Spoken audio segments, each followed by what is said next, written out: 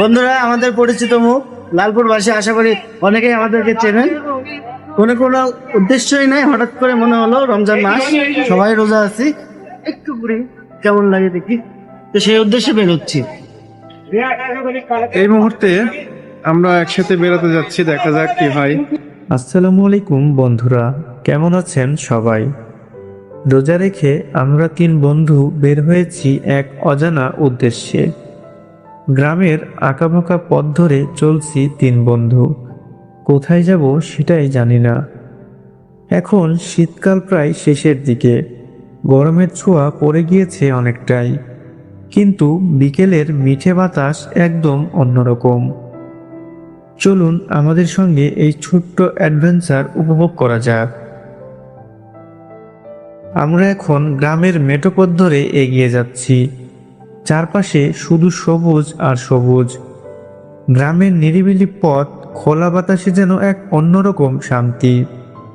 আপনাদের কেমন লাগে কমেন্টে জানাবেন।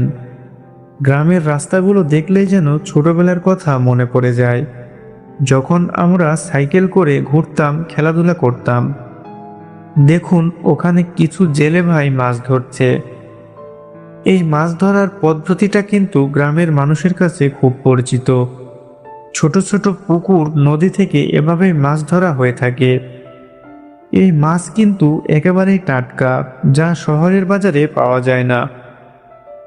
এই যে দেখুন, ছোট্ট ছেলে মেয়েগুলো সাইকেলে করে ঘুরে বেড়াচ্ছে। আমাদের শৈশবের কথা মনে পড়ে গেল।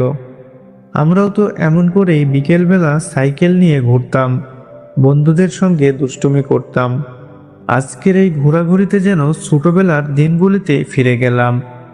গ্রাম মানে এক অন্যরকম ভালো লাগা, এক প্রশান্তির জায়গা। আজকের এই ঘোরাঘুরি ছিল একদম প্ল্যান ছাড়া, কিন্তু অনেক উপভোগ করলাম।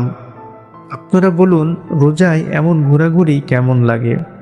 কমেন্টে জানাবেন কিন্তু। পেজে নতুন হলে লাইক, শেয়ার আর ফলো করতে ভুলবেন না। দেখা হবে পরের ভিডিওতে। ততক্ষণ ভালো থাকুন, সুস্থ থাকুন। আল্লাহ হাফেজ।